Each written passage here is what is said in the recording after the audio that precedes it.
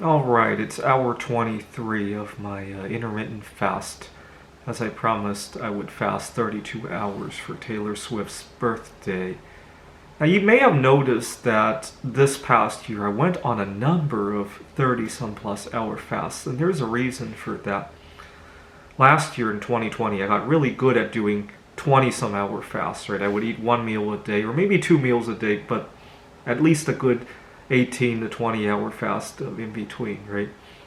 And I got really good at that, but there was something I was not very good at. I always needed a meal in order to go to sleep. And you might say, well, that's not that big of a deal. It probably isn't that big of a deal, right? The problem is that I was beholden to that meal, right? If I didn't have it, I just couldn't sleep. And I wanted to disassociate that in my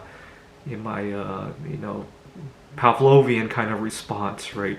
Be able to disconnect those two concepts. Now you might wonder why. The reason is that we're not always guaranteed being able to.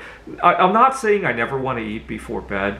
I want it to be my choice whether or not to eat, right? Just like it's my choice whether or not to eat any other time of the day, right? To kind of assume that you have to eat 3 meals a day, you have to eat before bed, you have to eat every time you do a certain thing. It limits our liberty, right? You're never free if you. People talk about. It dawned on me, as much as we love to be financially free, you're never going to be completely free if you're beholden to eating in some way, right? I still have a dream of one day just letting go of food forever and just let it fly away, but unfortunately I haven't figured out a way to do that. The next best thing is to be able to have some control over where, what, when, how much you're eating, right? As opposed to, oh my god, if I don't have my meal, I can't go to sleep.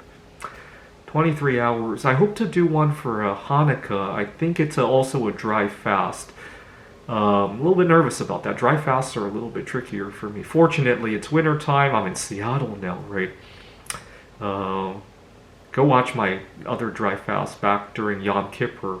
I was in Phoenix at the time. It was September, and but I needed to give support to a friend of mine who was doing it for the first time in her life. So it was a good experience, and I hope to give her support for Hanukkah as well. All right, so 23 hours, and I'll almost certainly make it to 32. Maybe more if I wake up tomorrow and feel good about it.